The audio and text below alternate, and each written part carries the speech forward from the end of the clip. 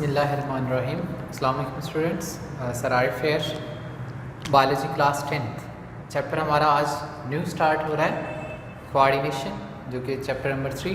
और वैसे अगर आप बुक के मुताबिक देखें तो चैप्टर नंबर 12 है। ठीक है, coordination and control.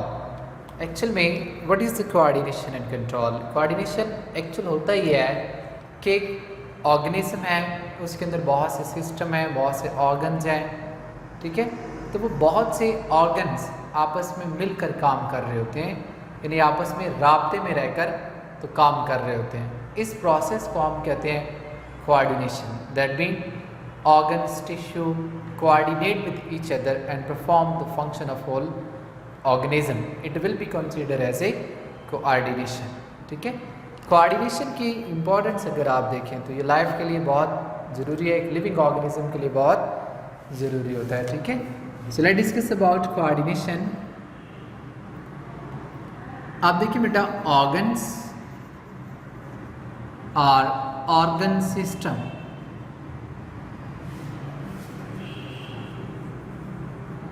of organism perform functions by coordinating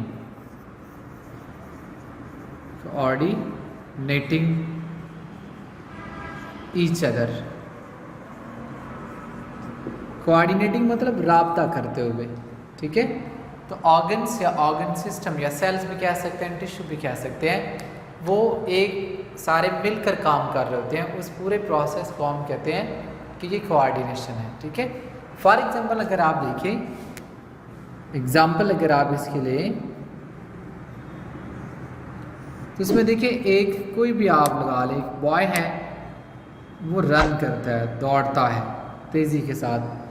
let's suppose for to catch a ball, कि एक बॉल को पकड़ने के लिए वो दौड़ रहा है। अब जब वो दौड़ रहा है तो उसमें कितने सिस्टम काम कर रहे हैं? नंबर 1 उसके मसल्स। ठीक है, उसके मसल्स काम करते हैं। कहाँ के मसल? बॉडी के अंदर लेग्स के, बाजुओं के मसल, ये सारे मसल्स काम कर रहे हैं, कॉन्ट्रैक्ट एंड रिलैक्स हो रहे हैं। उसके साथ अगर आप देखें तो उसका ब्लड सर्कुलेटरी सिस्टम, ठीक है, सर्कुलेटरी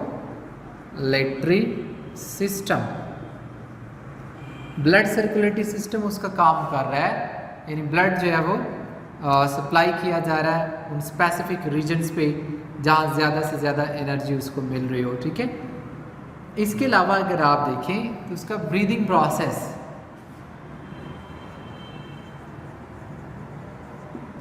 यानी कि सांस लेने का अमल,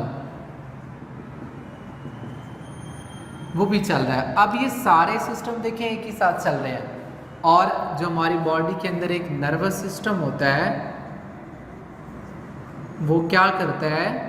वो इन सबको मिला देता है, मिल के काम करता है, तभी उसके मसल्स एक्यूरेट, यानी जहाँ रिक्वायर्ड है, जितना रिक्वायर्ड है उतना काम करेंगे, मतलब उतना रिलैक्स एंड कॉन्ट्रैक्ट जो है वो होते रहेंगे। ठीक है,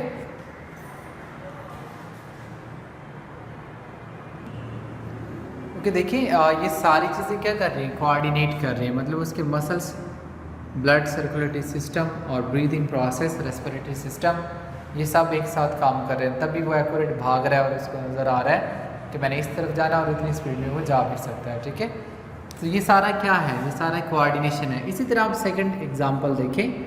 let's suppose any student is writing something, तो कोई तालिब इल्म जो है वो लिख रहा है।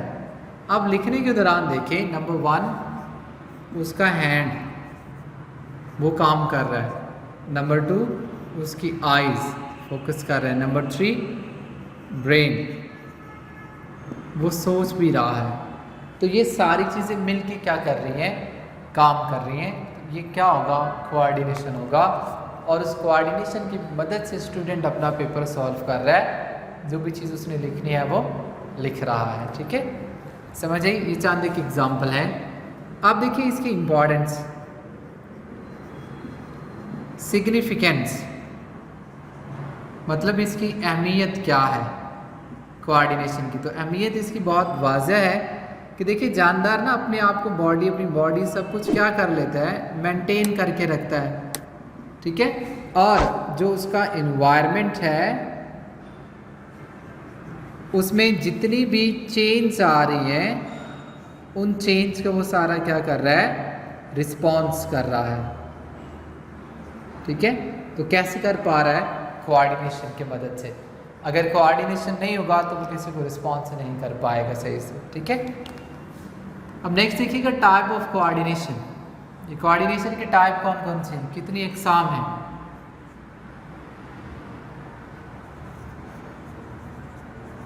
Types of coordination. जानदारों के अंदर दो तरह का कोऑर्डिनेशन होता है। एक जिसे आप कहते हैं नर्वस कोऑर्डिनेशन,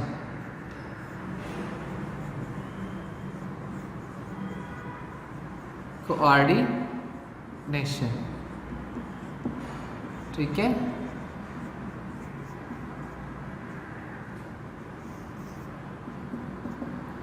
नर्वस कोऑर्डिनेशन के कंपोनेंट में अगर आप देखें तो इसमें दो चीज़ें आती हैं, सेंट्रल नर्वस सिस्टम और पेरिफेरल नर्वस सिस्टम।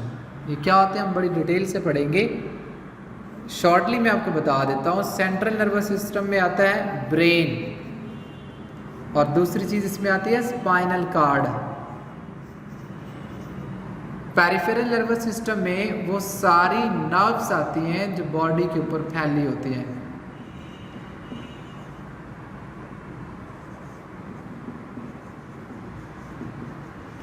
ठीक है, तो ये दोनों कलेक्टिवली जो है वो आपके पास ये बना रहे होते हैं नर्वस सिस्टम, ठीक है।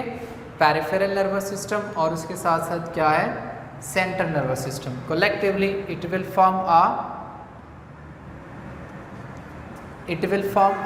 जी अब बोले ओके। ये कलेक्टिवली सेंट्रल नर्वस सिस्टम और पेरिफेरल नर्वस सिस्टम ये कलेक्टिवली आपका बनाते हैं नर्वस कोऑर्डिनेशन, ठीक है। अब इसमें जो कोऑर्डिनेशन हो रहा होता है ना, एक्चुअल में वो एक इलेक्ट्रिक इम्पल्स होती है। आप यूँ समझ लें कि एक इलेक्ट्रिक मैसेज आप कह लें, ज़्यादा समझ आ जाएगी। इलेक्ट्रिक मैसेज होता है जो सबको मिला रहा होता है, ठीक है, कोऑर्डिनेट वापस में कर रहा होता है, तो it will be consider as a nervous coordination.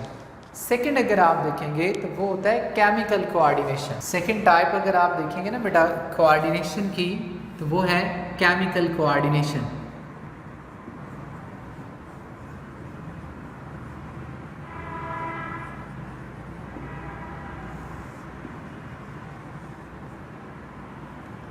Chemical coordination, ठीक है। अब इसमें अगर आप देखेंगे ना तो ये डक्टलेस सिस्टम होता है।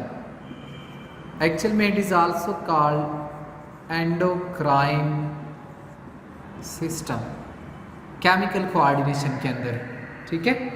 अब ये क्या होता है, इनके पास स्टिमुलस पहुंचता है बाय मींस ऑफ ब्लड, ठीक है, या नर्वस कोऑर्डिनेशन के थ्रू भी पहुंच सकता है। तो इसमें जो कंपोनेंट है ना वो होते हैं ग्लैंड्स इसके अंदर, ठीक है। अब ग्लैंड्स का काम होता है कि उन्होंने जब किसी स्टिमुलस को रिसीव करना है तो रिस्पॉन्स देना, और रिस्पॉन्स क्या होगा, वो होगा सेक्रीशन, यानी ये कोई चीज़ खारिज करेंगे, कोई केमिकल लिक्विड फॉर्म में खारिज करेगा, हम उसे कहते हैं हार्मोन्स। क्या कहते हैं, हार्मोन्स। अब ये हार्मोन्स ने अपने टारगेट सेल तक जाना है। अब चूंकि ये जो एंडोक्राइन सिस्टम है ये डक्टलेस है, क्या है, डक्टलेस, मतलब इसके पास नालियाँ नहीं है, तो इसने हार्मोन पैदा किया है, केमिकल पैदा किया है, इसको टारगेट सेल तक लेकर जाना है। टारगेट सेल तक लेकर जाने के लिए ये हार्मोन भेज दिया जाता है ब्लड के अंदर, ठीक है। ब्लड फिर क्या करता है, ब्लड इसको टारगेट सेल तक पहुंचाता है, ठीक है, या टारगेट जो होता है वहाँ तक पहुंचा देता है। So that mean it's a very simple one, stimulus आएगा, ग्लैंड केमिकल रिलीज करेंगे, केमिकल जाएंगे ब्लड के अंदर, ब्लड आपको पता है पूरी बॉडी के अंदर सर्कुलेट करता है, तो जहाँ उस हार्मोन्स के, उस केमिकल के रिसेप्टर मौजूद होंगे वो वहाँ पे जाके रिलीज़ करवा दिया जाएगा, ठीक है। तो ये आपके पास केमिकल कोऑर्डिनेशन कहलाता है, यानी कि एक ऐसा कोऑर्डिनेशन जिसके अंदर जो चीज़ों को रिस्पांस दिया जा रहा है वो रिस्पांस केमिकल की मदद से दिया जा रहा है। केमिकल उसको जो है वो सिक्रीट करते हैं, फिर वो केमिकल जाकर तो अपना टारगेट जो है वो अचीव करता है। छोटी सी एग्जांपल अगर आप देखें, ग्रोथ, इंसान की जो ग्रोथ है, किसी भी जानदार की, एनिमल के अंदर जो ग्रोथ है वो सोमैटोट्रोफिन हार्मोन जो होता है, तो पिट्यूटरी ग्लैंड वो हार्मोन रिलीज़ करता है, हार्मोन जाकर बॉडी टिश्यू के ऊपर काम करता है और बॉडी टिश्यू ग्रोथ करना स्टार्ट हो जाती है, ठीक है।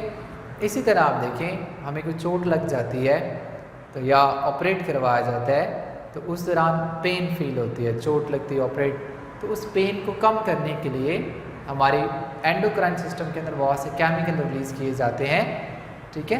वो केमिकल जाकर पेन को रिलीव करवाते हैं। अमूमन आपने सुना होगा ना कि यार फलां दर्द हो रही है, तो कहते हैं यार बर्दाश्त कर ले, खुद ही ठीक हो जाएगी। वो खुद ही ठीक कैसे होती है? हमारी बॉडी के अंदर एक स्पेसिफिक सिस्टम है, वो system pain killer chemical release करता रहता है, खुद ही ठीक उन केमिकल की वजह से होती है, ठीक है। तो ये कोऑर्डिनेशन जो कि केमिकल कोऑर्डिनेशन और नर्वस कोऑर्डिनेशन, तो ये कलेक्टिवली दो टाइप की जो कोऑर्डिनेशन है कलेक्टिवली काम कर रहे होते हैं और हमारी बॉडी के पूरा कोऑर्डिनेशन सिस्टम जो है वो चल रहा होता है। और एक लिविंग ऑर्गेनिज्म, एक जान होकर, एक ऑर्गेनिज्म होकर मिलकर सारा अपना फंक्शन जो है वो परफॉर्म कर रही होती है, ठीक है। अब इनके कोऑर्डिनेशन के कुछ कंपोनेंट होते हैं, उन कंपोनेंट में अगर आप देखें तो number 1 stimuli, stimuli that mean change in environment. Number 2 receptor, receptor क्या होते हैं? जो इन्वायरमेंट के अंदर होने वाले चेंज को डिटेक्ट करेंगे, रिसीव करेंगे, ठीक है। नंबर 3 आपके पास होते हैं कोऑर्डिनेटर।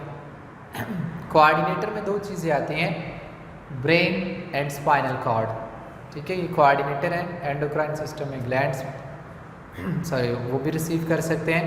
तो कोऑर्डिनेटर होंगे, फिर ये ऑर्डर करेंगे, उसके बाद आपके पास इफेक्टर, सॉरी ग्लैंड कोऑर्डिनेटर में नहीं आएंगे, ब्रेन एंड स्पाइनल कॉर्ड आएगा। उसके बाद इफेक्टर, इफेक्टर आमतौर पर जो किसी चीज़ को रिस्पॉन्स देते हैं वो इफेक्टर कहलाते हैं, और ये हमारी बॉडी के अंदर मसल सबसे बड़े इफेक्टर हैं, और उसके साथ साथ ग्लैंड्स जो हैं वो भी हैं, ठीक है। सो ये सारे कंपोनेंट हैं, इंशाल्लाह हम इसको नेक्स्ट लेक्चर में डिस्कस करेंगे। इसके अलावा जो हमारी वीडियो को देखें, लाइक करें, कमेंट्स करें, कोई बात अगर नहीं समझ में आती तो लाजमी कि आप कमेंट्स करें, मैं आपको इंशाल्लाह वहाँ पे रिप्लाई कर दूँगा, ठीक है बेटा। See you next with the component of coordination. अल्लाह हाफ़िज़।